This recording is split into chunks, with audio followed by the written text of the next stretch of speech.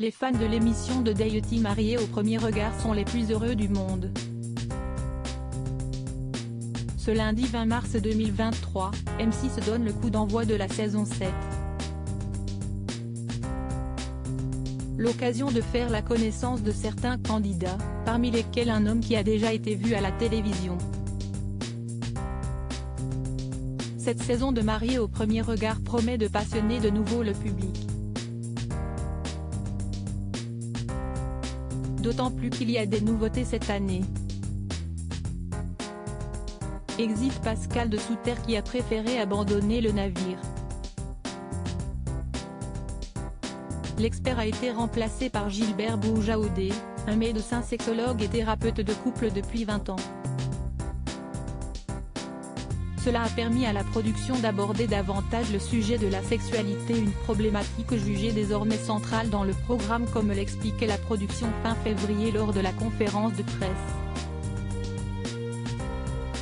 Autre fait qui a réjoui les téléspectateurs, la présence pour la première fois d'un couple gay. Ce lundi sera diffusé le premier épisode. Et comme l'ont dévoilé nos confrères de Télé Loisirs, ce sera l'occasion de découvrir un certain Fabrice, âgé de 43 ans. Et le charmant brun était déjà habitué à tourner devant des caméras, son visage vous dira donc sans doute quelque chose si vous êtes un fidèle de la 6e chaîne. Il a tout d'abord confié au site qu'il a été contacté par la production pour participer à Mariés au premier regard via Instagram. Une chose qui l'a étonné, je ne sais pas comment les casteurs ont fait parce que je suis complètement invisible, je suis suivi par 200 personnes. Une émission déjà au compteur pour Fabrice, sans doute l'avait-il déjà repéré dans l'autre programme auquel il avait participé. Un tournage qu'il a évoqué auprès de Télé Loisirs. Je n'avais pas forcément prévu de participer à Mariés au premier regard, pourtant j'ai regardé pratiquement toutes les saisons. J'ai d'abord répondu que je ne pouvais pas le faire car j'étais déjà passé à la télévision. Je pensais qu'il cherchait des candidats qui n'avaient jamais fait.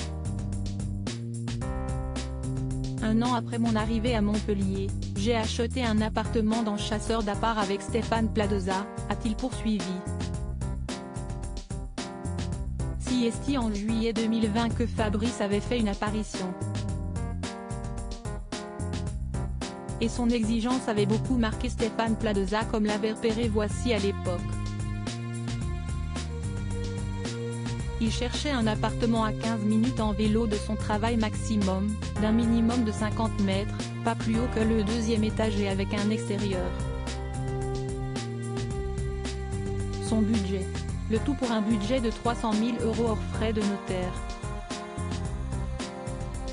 Je suis aussi hyper exigeant sur un truc, dans l'appartement, je veux absolument le lave-linge dans la salle d'eau ou salle de bain, c'est hyper important, avait-il insisté.